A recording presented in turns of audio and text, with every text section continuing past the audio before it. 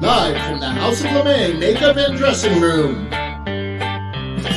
Here comes Amber. Stop what you're doing. Here comes Amber. She's just doing what she can. Here comes Amber. Cue the spotlight. Here comes Amber with 2 drinks in her hand. The matriarch of fashion, secret sewer glasses, you can't look away. Ask her, does she do it? There's really nothing to it. She's got that feminine game. If you have a party, or if you're feeling naughty, call up the House of LeMay. Here comes your favorite gal. Here comes your queen. Here comes your talk to town. And we're live tonight. The music starts playing. It's time for cabaret. And we're live tonight. Ladies and gentlemen, please turn off all cell phones and get ready for your host, Amber LeMay.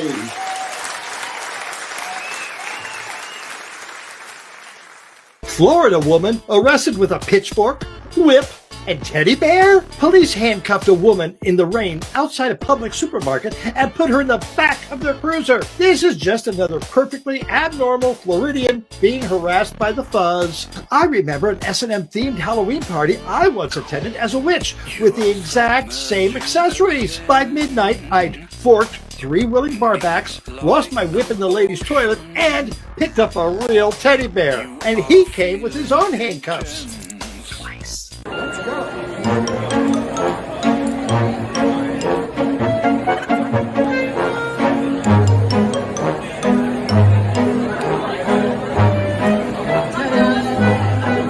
Ivana Trump's eulogy goes from bad to curse. A columnist from The Guardian says she's figured out why former President Donald Trump's children turned out to be, her words, extremely awful. Here's the Reader's Digest version of the memorial service. Donald Jr. eulogized his mother, Ivana, by claiming she excelled at emasculating him and usually did it on purpose. Now, think about it. If Don Jr. inherited his father's thumb-sized endowment, there's really not much left to emasculate.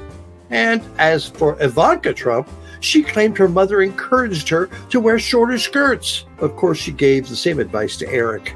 It's lucky Barron Trump has another mother, at least until he discovers he was named after a pizza. Hello, hello, hello. Welcome to another episode of Amber Live. Oh, first, I want you to like, share, subscribe. Oh, yes, you want to subscribe. But you know what? What do ignorant politicians and old drag queens have in common? They're both featured in this week's headlines.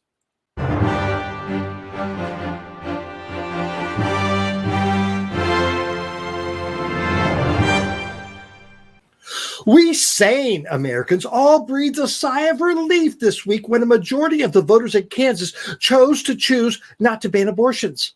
Moreover, it wasn't even close, with the proposal being defeated handily.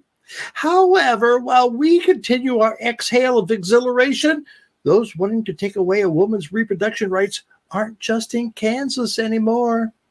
Republican-backed North Carolina House Bill 158 extends the rights of personhood to fetuses and says that any person who willfully seeks to destroy the life of another person by any means, at any stage of life, or succeeds in doing so, shall be held accountable for attempted murder or for first-degree murder, respectively. No respect there. Democrat State Senator Jeff Jackson said that the bill would make it legal to kill a doctor or a nurse or anyone involved in the process of terminating a pregnancy. So, those who claim to be right-to-lifers are all for killing doctors and nurses? Do I have that right? Unfortunately, I do. We here at Amber Live are saddened to hear that Mr. David Raven, also known as Maisie Troilette, was attacked near his home in England last week. Maisie, who at the age of 85 is billed as Britain's oldest drag artiste and is okay after a night's stay in the hospital for observation. It's a good thing that she's okay, because this week, a documentary about Maisie was released to the public. Let's take a look at the trailer. It's still slipping, but never mind. I took it in yesterday. I know you do. Well, I lost weight with all this hassle I've had. Well, she got it up too high.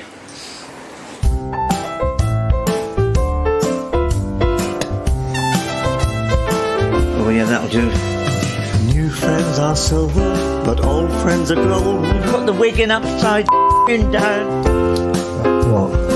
Hi, David. I'm Walter, and I'm in the Guinness World Record book as the oldest performing drag queen in the world. Ta-da! And I understand you are the oldest drag queen working in the UK. David Raven and Walter met this afternoon over high tea. I don't do alcohol. Well, it's not alcohol. It's something called Champagne. or something. It's something called Well, champagne. not champagne, dear. This isn't just a show. This is part of our history, and it will become part of our heritage. Come spill it. You're not going to look like that. That's too much. I should look like your great-grandmother. In a vile mood now I am. This is an American dress, you know. Yes, I can tell. One yank and it's off. Unless it slips out. I never use a swear word. What am I going to do with this finger? Get them a break and see if they can set it? I mean, look at that deformed thing. I think I'll start drinking. If I never sing another song, Wait. it wouldn't bother me. Oh my goodness me. I've had my share, yes, my share of pain. You know my name. But if I never sang another song or took another bow, I would get by, but I'm not sure. There we are. Your public awaits you, Mr. Trollet. Ladies and gentlemen, Mr. David Raven, Maisie Trollet.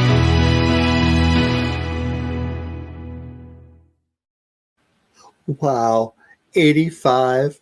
Hang in there, Maisie. You are a true inspiration. And that's this week's headlines.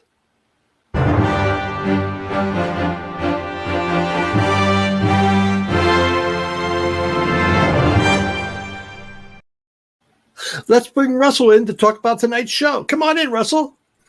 Hey, Amber, how are you? Oh, I'm doing fine. Fine. Good. Let's get to it because we've got a great show. So tell people, what's the best way to watch Amber live? Well, the best way to watch, if you aren't already there, is on YouTube, because on YouTube, Amber and Amber Live are in full HD, so you can see all the details.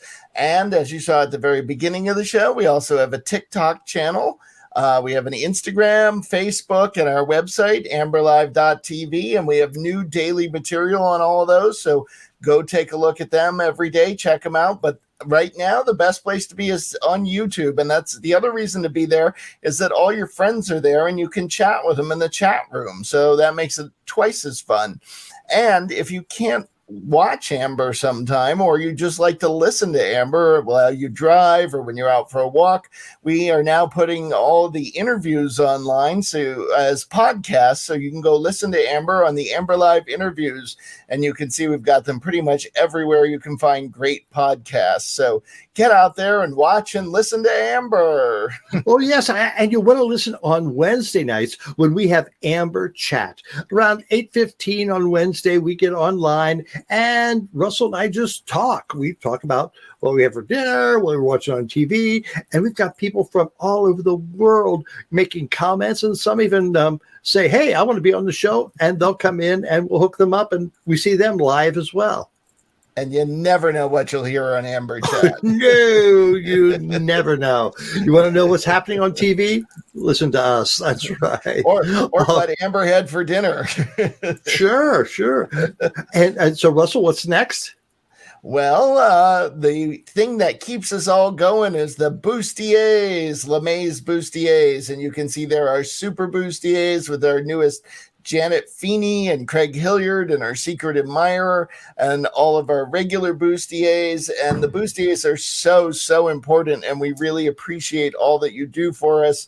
If you use the Venmo there at RJD Pro, or you go to amberlive.tv and look for the support Amber Live button, you can use a credit card to donate to Amber Live and help keep us going. And we do have a lot of expenses here. Any amount is welcome, but if you give $25 or more, I will send you a sticker. $100 or more, you get a sticker and a magnet. And for $200 or more, you get a sticker, a magnet, and a mug with the beautiful Amber Live logo on it with Amber's face, my face, and Rocco on it. So I highly recommend those. And again, it's Venmo at RJD Pro. And really, that is so important to keeping us going. And we appreciate everything you do. Every penny goes into our expenses here. We do joke about it occasionally as keeping the lights on at Amber's house, but it pays for the software and the technology. So thank you. Yes, it does take a lot. All right. So, Russell, tell us about tonight's show. Oh my goodness, tonight's show. I almost forgot. I was getting so excited about the bustiers. We have such great guests tonight. One of them is returning, and he is a wonderful author from Chicago, Owen Keehnen, who has... it's his third time. I think he's a three-timer. Yes. He knows the history of LGBTQ Chicago and much more from top to bottom. And speaking of bottoms tonight, he's here to tell us about Man's Country, which was a bathhouse in Chicago. So if Amber doesn't blush too much, she'll get through that interview. And then a bathhouse. A bathhouse. Speaking of blushing, we have the Metropolitan Cowboy, Michael Coleman, on, who has some videos that'll make you blush. But he was just a joy to talk to as well the other day. Amber interviewed him, and you're going to love this interview. So, yes, both of these interviews were done earlier, but oh my gosh, they were so much fun. And I can't wait to watch them again. Thank you, Russell. All right. Well, have a great show. As we said, our first guest is Michael Coleman. Michael, he's a singer, he's a songwriter, he's a musician, of course, he's a filmmaker, he's a writer, he does a lot of things, so I can't wait to talk to him. Michael, come on in. Hey, how's it going? Howdy, cowboy. What you up to? Oh, my. Hello. Michael, welcome to Amber Live. As I said, you do so many things. I think you refer to yourself as a Renaissance man, and I really think that's true. So where did your love or your creativity begin? You know what? Since I was a child, I've always had a love for the arts. I mean, we always had all kinds of music playing when I was a kid growing up, and my mom used to love to watch the old black and white movies, and the film noir and the B movies, especially the Tarantula, the Creature from the Black Lagoon, those types, and so I've always just loved the arts, and creating something from nothing has just been a passion of mine. From mind to inception, and just bringing it to life. I just love it. How young were you when you started creating or performing yourself? I think the very first thing I did was I remember this vividly. My mom used to babysit these two kids, and it was a boy and a girl. And I remember I choreographed my first full-fledged dance routine that we performed it in the living room. Her name was Chin, and it was to Chic's La Freak, and it was a full-fledged. I was doing the old disco moves. I was picking her up, turning her around, and doing the whole thing. I remember that vividly when I was about 9, I think. Yeah. That's great. How did that grow from there? What training did you have, or what education, or what did you do? Well, it's so funny because a lot of my talent is just natural talent. But when I joined the band and orchestra, when I was in junior high school, we did the marching band. I did the orchestra, and I played violin and percussion, and then it just grew from there. But a lot of my talent is just how I feel it, and just bringing it to life, and it's all natural. It's from a higher power. Okay, very good. professionally, when did you start making some money off of your talents? We started See Your Shadow in 2002. We just released our 20-year retrospective, which is culminating almost the entire catalog, and a lot of things that people didn't even know that we were behind. In terms of I produced the very first country and western hip hop record, and that was in a movie many years ago, way before everybody else was doing it. And I said to myself, you know what, we're going to combine these two, and I asked her, the writer of the official theme song of the NAGAA Softball World Series, when they came to Columbus, Ohio, they commissioned me to write their official theme song. Okay, what are those letters? What do they mean? It's the Gay Softball World Series, and okay.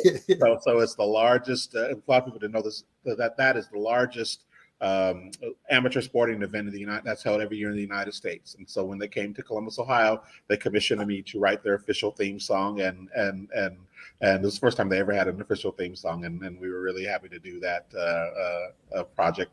We got that on the jukeboxes, and then on the heels of that, we did the first ever techno dance version of "Take Me Out to the Ball Game" because we were doing the show live. We're doing a live show, and I said, what can we get to get the guys, up and move. And I said, you know what, we're gonna do the first ever techno dance version of "Take Me Out to the Ball Game," and that's how we opened the show. That is so cool. All right, we have a video of one of your songs called "My Worth." Tell the story about "My Worth." Well, it's so funny. People thought I was crazy. This is actually an instrumental piece, and it's our second iTunes #1. We've had 5 in South Africa, and this was the second of the 2 on the heels of our breakout record, "I Will Tell Jesus You Said Hello." And people thought I was crazy when I said that I'm going to release an instrumental, because you don't do things like that, and you have to. People want you to be inside a box, and I'm like, no, we're going to do something fun with this one. So we released this instrumental that started off with me having a couple of drinks on the bongos and playing bongos after a few drinks, and that's how I laid the foundation for it. And then I just got the musicians in the studio, and then we just put it all together. Well, let's watch it. Say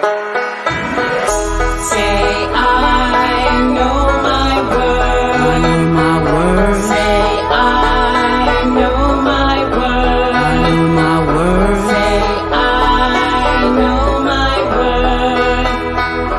Say I know my word. Ladies, listen up, cause we always had it rough. All the thoughts in our head saying we're not good enough. Many lies that we are told from the products that are sold. You're too fat, you're too thin, you're too young, you're too old. Living up to perfection as defined by someone else. Surefire way to lose your sense of self. Your value is the one thing you can demand. Rise up, speak up, it's time to take a stand. I'm worthy.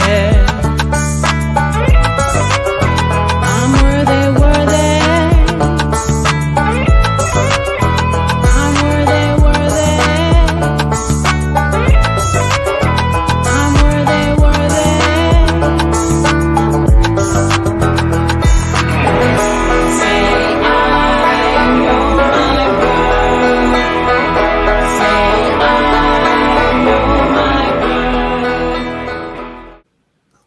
Wow. Okay, you have to explain something. I thought you said instrumental. Yeah. The original piece, "My Worth," that's the name of the instrumental piece. What you guys played was "I Know My Worth," which is the female empowerment anthem. So yeah. It was still beautiful. It was beautiful. Nice stuff. So your studio's called See Your Shadow? Yeah. The name of the organization is See Your Shadow, and the name comes from my birthday being Groundhog Day, and so that's where we get the name from. Because when I started out as a writer, I didn't want to just be Joe Blow the writer. So I mean, because everybody in Nashville, I mean, is a writer or in the arts in some kind of way. So what I did was I created the entity known as See Your Shadow. And that's how I present my work. We are an entity, and so when I come into the room, I'm coming representing the entity known as See Your Shadow, but it's really me at the top of the pyramid, and then with the artists that I work with to bring my work to life. Now, I heard you did a holiday song. Tell us about that. Oh yeah, I've always wanted to do a Christmas record, and was so so excited about the Christmas record every year that when ready, when we released it. And I just wanted something fun and whimsical and an answer to Grandma Got Run Over, because every year you hear Grandma Got Run Over, and that's the only comedy holiday song that's generally played every year. And I was like, you know what, there's got to be something else. And so I came up with this concept about what could go wrong on Christmas, and we take our protagonist through something that traumatizes him on Christmas. Well, let's watch it.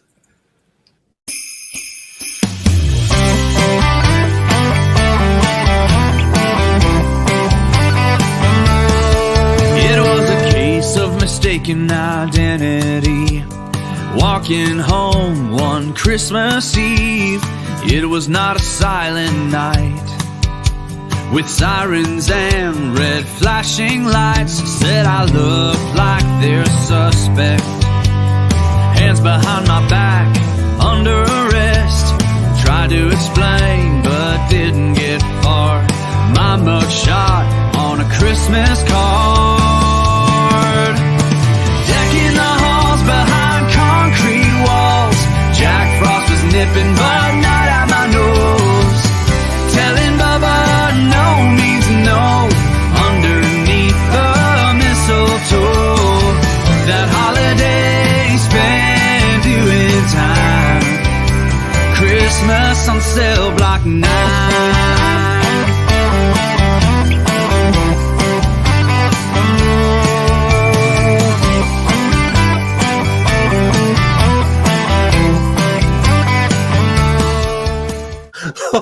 Well, one of my standards that I sing every holiday season is Christmas in Jail. So that could be a backup to that. How did you go about filming that video? It's so funny. That was filmed on location at our Creative Complex Brokeback Mansion in Columbus, Ohio. And what we did, we actually there's a sound stage there, and we actually created the jail cell from it was built from the ground up, and we just used that as our backdrop, and I put an open call out, to my friends to say, hey, we're going to be doing this, and so I got the crazy group to come along for the ride with me, and it was so much fun. Oh, it was to watch. Now, the other clip we have is from a song that got you in a little bit of trouble. Oh yeah, my most infamous song, my song about oral sex, Rug Burn. And yes, yeah, that'll probably be on my tombstone. The writer creator of Rug Burn, and yeah, you know what? We came up with the piece. I was approached by a DJ who wanted to work with me, and so he said, I got this track, and he wanted me to write to this piece, and I'm like, okay, we knew we were having a specific audience, and so I'm like, you know what? We're gonna do a song about oral sex, and I felt the piece. The hook came to me while I was feeling the piece, and I wasn't gonna get a woman to sing it, and I said, you know what? The song is controversial already. We're going to make it even more controversial. We're going to get a guy to sing this piece, and so we did. I worked with a great talented singer. His name is Brent Fabian, out of Columbus, Ohio, and we went to the studio, and he just really knocked it out of the park. And then I came up with the idea of doing a tribute to John Waters for the music video. And so his early stuff, most people know him from Hairspray, but I wanted to do something based on this earlier stuff that he did with Divine, and we did him on steroids for the video, and got us in a little bit of hot water, but we had a good time doing, probably the most fun I ever had directing the music video. Well, let's watch a bit of it now.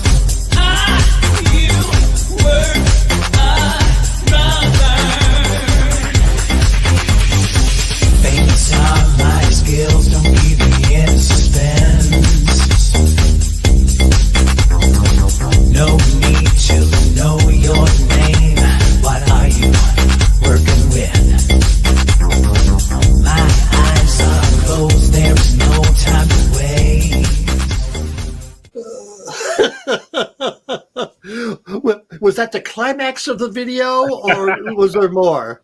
There's more. There's more. The last challenge she has to do to determine if her date is worth a rug burn is quite revealing. And then there's the uncut version online as well. That shows the outtakes and everything. So the uncut version. Yeah. So it features uncircumcised men. Is that it? Yes. All of that. Yes. So yeah, we had such a good time filming that video. What are you working on now, Michael? And what would you like to do in the future? Well, right now we've got the retrospective that we just released, and so we're promoting our latest record, which is called "Take It to Your Grave," and it's doing very well on the radio charts. It's being very well received on radio, and I think I'm going to resurrect the "Are You Worth a Rug Burn" game show because every time I'm out, in Phoenix, people always ask me about this game show. So what we did, you saw the concept of the video there, and so what I did was I took that concept of the video and actually turned it into a live action game show that we were filming and performing here in Phoenix. And so I got a huge Wheel of Fortune wheel, that's the star of the show, and then we put our audience members through similar challenges that you saw on the video, and then we also developed that into a board game that folks could play at home. So we'll be doing that, and I think I'm going to bring that back. So, all right. You mentioned earlier based in Columbus, and then you just mentioned Phoenix. Tell us the connection. Yeah. So See Your Shadow actually was started in Columbus, Ohio. That is where we got our start. But then I moved us out here to Phoenix. But we still have a base in Columbus, Ohio. So we go back and forth. So when we're doing a special project, we go. I'll fly folks back to our home base, which is Brokeback Mansion in Columbus, Ohio. And we do a lot of filming there, and this photography studio has got the sound stage in the back, and every aspect of it. It's a four flight home, and every aspect of the home is a creative complex where we do a lot of filming, and it's just a good time. And next, after you had that song currently running, what's your next project? The next project will probably, of course, we'll do the Christmas campaign, and then we'll be working on another record next year, just to see. It depends on how I'm inspired, but yeah, there will be another single coming off of the retrospective next year. I haven't decided which one it's going to be though. Okay. Well, Michael, I'm always ready for my close-up. So anytime you need me, I'll be there. Thank you so much for coming on Amber Live tonight.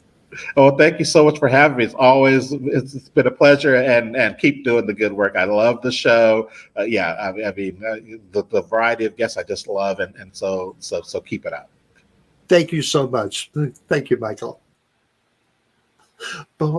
Are you worth a rug burn?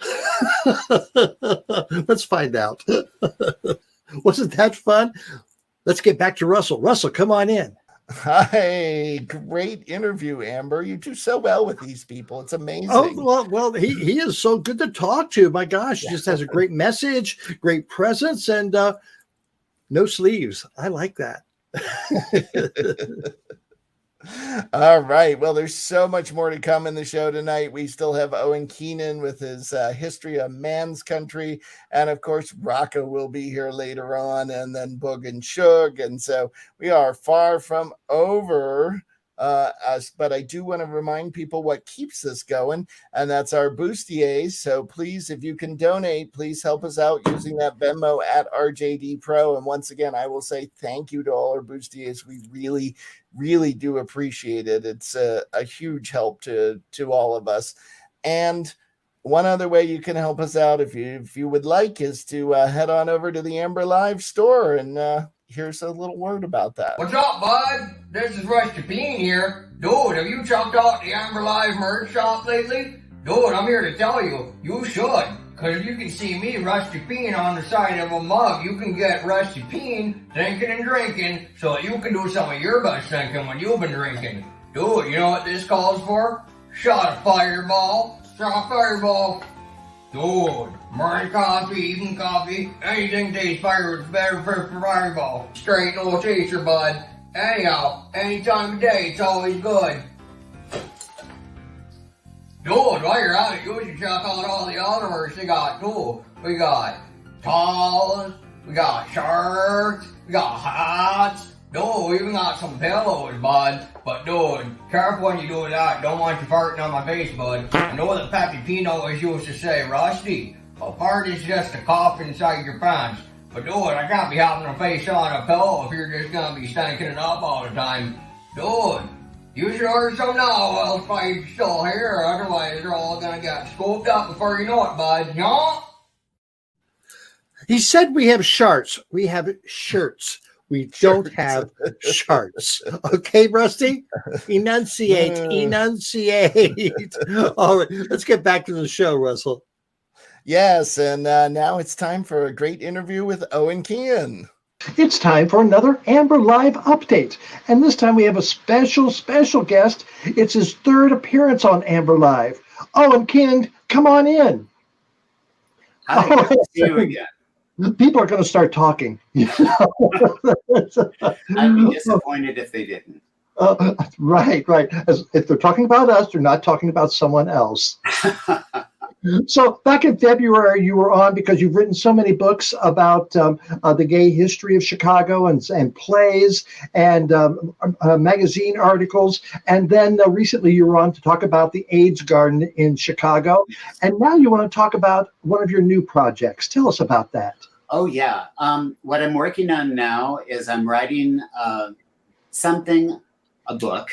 I'm calling it something because it's superstitious. I hate calling it a book until it's a book. I'm working on something about the great golden era bathhouse, Man's Country, Chicago, which was here at 5015 North Clark Street from 1973 until 2018 when the building was demolished.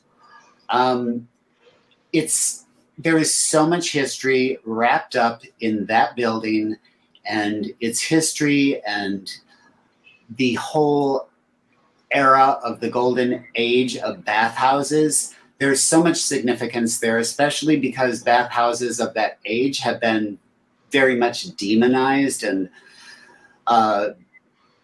all because of the AIDS crisis. You know, they were... their significance was completely wiped out, but they were actually really important places for entertainment, for seeing art, for community. You have to remember, this is coming out of when Man's Country opened, like this is 4 years after Stonewall. So I know, so people are, go from being arrested for doing what you're doing to being able to join a club and, create this erotic wonderland, and that was a huge political statement, to claim your sexuality like that, to say, we're not, this isn't something that is some small part of my life. This is something that's significant and important and something to revel in, How often did you attend Man's Country? Probably, I would say like once a month, maybe nothing. Yeah. I mean, I'd say it would average once a month. Were there other bathhouses in Chicago at the time? Oh, sure. Well, there's currently Steamworks still. Oh. And before Steamworks, it was the Unicorn. There was Man's World that was on Western.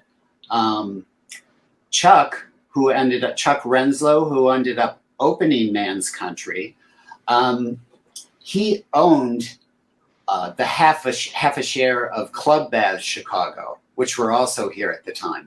So that's actually what got his feet wet, and he wanted to make a bathhouse that was like the Continental in New York, somewhere that was the complete experience, somewhere that wasn't like, here's your key and a white towel, have fun, something that offered a lot more, and it became that.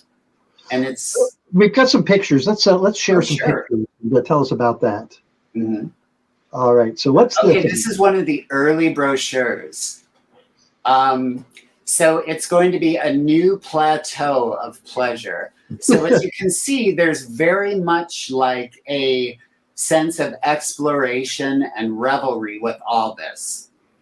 You know, it's nothing that needs to be or has to be hidden anymore. There's like a real pride in it in general. The fact that it would have a glossy brochure, you know, and that opens too. Easy to wipe off, I guess. That too.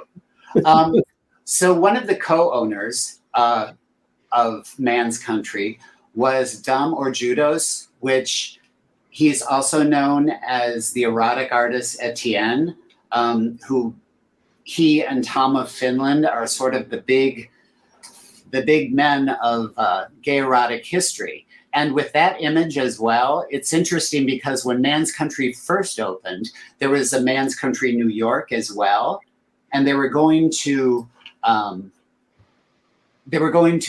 be related somehow. But what happened was Man's Country New York went very much the route of like 10 floors of sex.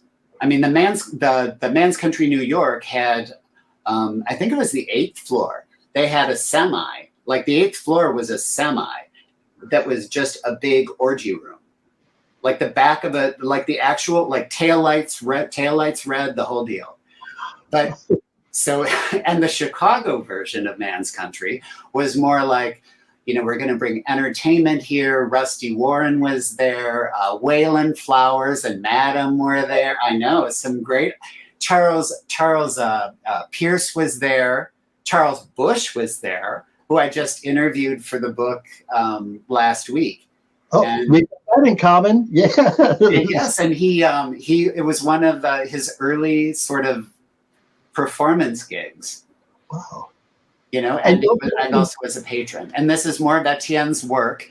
And you can see just how incredible the artwork and advertising was for this place. And not only that, but Etienne, Dom, drew these incredible murals on the walls. So like going up the main staircase in Man's Country, you're going up alongside a mural on either side that are these really hot men going up a staircase too. And then at the top is a naked guy with a lyre, like L-Y-R-E. Is that how you pronounce that? Anyway, I think there's an image of this that Etienne did, and he's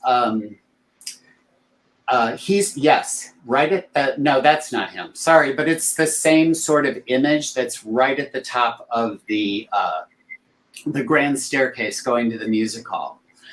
And not only that, but Chuck, who is the owner, also used to have Chris Studios, which was in the 1950s, like one of those physique studios, you know, with the posing straps and everything, with, you know, that got around pornography laws at the time, basically.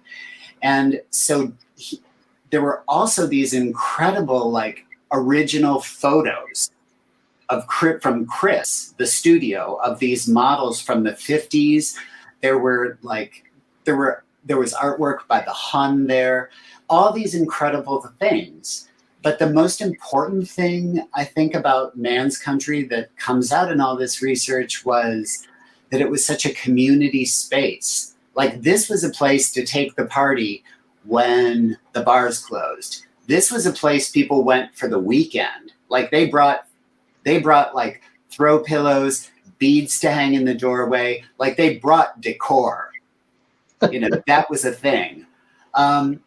And one of the things that I really wanted to get across about Man's Country, which is a very important point, was that this was happening in Chicago. And when the AIDS crisis hit, bathhouses in New York and LA and San Francisco were all closed, but Man's Country remained open.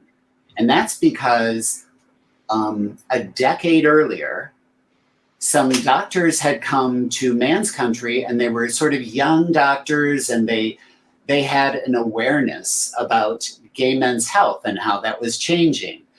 And so what happened is they ended up opening a testing clinic at Man's Country for STDs, which are now STIs.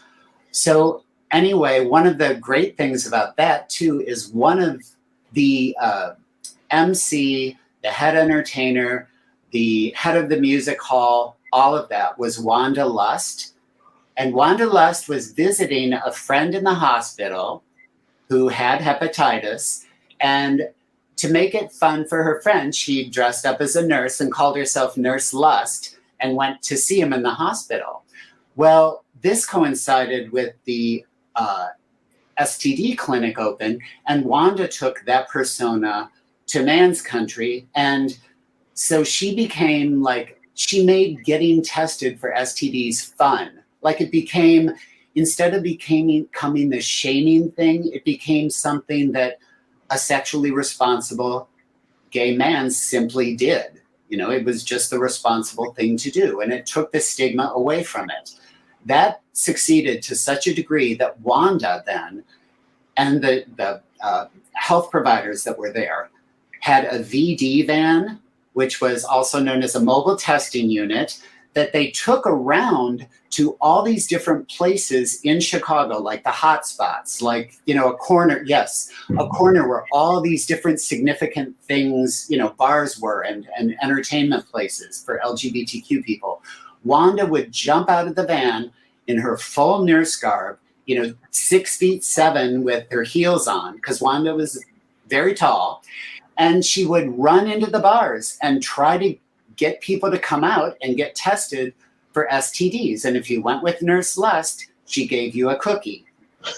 And what happened was, it might all seem very silly, but in the first week, they were on the streets. 1,000 people got tested for STDs through the mobile testing units. So when AIDS hit, Man's Country had this long-standing history of a relationship with the Chicago Department of Health as a place of education and a place of testing. So that was the reason it could remain open, And so it had a very different trajectory. How many lives did Wanda Lust save? That's or prolong, perhaps. Now, you wrote about Wanda in one of your plays, which Wanda, yes, Wanda has a piece in that too. Wanda's one of those people in my history of Chicago, in studying the LGBTQ history of Chicago, that her life was very short, but very significant, and I really think it's important to celebrate our pioneers, especially because, there's so many, even in the story about Man's Country with STD testing, there's so many lessons in there, but all that history is fragile too. I mean, there's the different clippings about the VD van, but to know the whole story and how it built up and the repercussions and why this happened. I mean, it's an incredible, fun treasure hunt, really, to research stuff like this. And I'm having a blast doing the history of Man's Country. You've written several other books. Where are you in the process of this one? Would you say you're? I've done a lot of it. My OCD has been in overdrive with this. I would say like 80% done. Like I'd say easily by the end of the year. I work pretty fast. So I've worked with Tracy Bain, writing a biography of Chuck Renslow. So I'd done a lot of the research from Man's Country, but when Tracy and I did the bio of Chuck, we were under very much of a time constraint to get the book finished. And so I could see that there was so much more there, it felt like, when I was doing it. And then, there wasn't the time. But then what happened afterwards is the building itself was demolished in 2018 after Man's Country formally closed, because it was still open when Tracy and I were working on the book. So it felt like the time, now that the story was there, it felt like the time to sort of capture it, you know, and I'm working a lot in conjunction with the Leather Museum and Archives here in Chicago, which has pretty much everything of Chuck's, a lot of Dom's artworks. They have the Etienne Auditorium, which is huge murals of those beautiful Etienne erotic murals all around with theater seating. It's a beautiful, beautiful theater. Well, Owen, I want you to come back and tell us more about when the book. I will be happy to. Yeah, it's an incredible journey. It's an incredible ride. Well, thank you so much for taking us along with you on that ride. Thank you, Owen, and looking forward for you to coming back for your fourth visit. I will always I'm as close as a telephone call. Or a text. Very good. Thank you very much, Owen.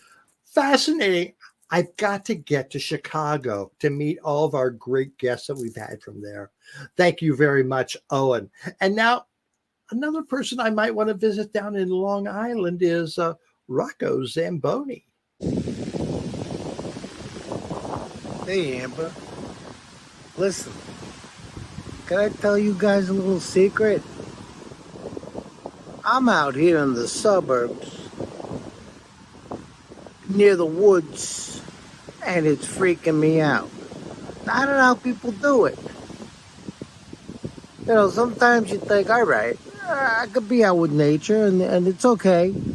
But this is freaking me out a bit because you know what? Right behind me, there's probably bears, tigers, lions, and maybe even a wolverine. You know, that guy with the things that come out of his knuckles? I don't know.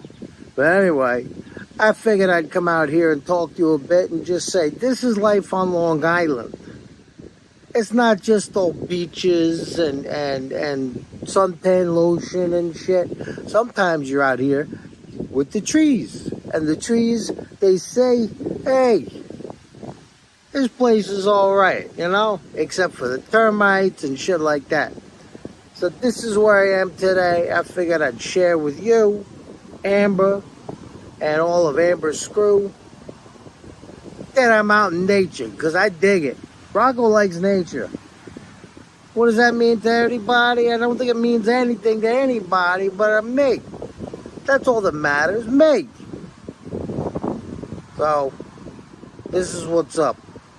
I'm out here looking at nature, and I'm thinking, you guys are crazy, because you're going to, what, B-Town sometime next week or the week after? And you're going to be out there amongst all those bears and those, what are they, Twinkies and shit? And this is as close to that sort of stuff I want to come to, you know, nature. Nature boy. All that good stuff. So this is it. I'm out here at the trees. I got nothing else to say today, because I ain't been feeling that good, you know? Nature makes me sick. So anyway, that's it. I'll talk to you later. Thanks, Rocco. You add to the show. And that's another episode of Amber Live. Yeah, Russell and I are on vacation, but wait till next week. We've got a special for you to watch. So until then, bye-bye. Hey, Boog and Shug, bring it on. Has Amber ever been arrested? Not that I know of. Hey, can you imagine her mugshot? Who needs to imagine it? We watch her mugging at the camera for an hour every week.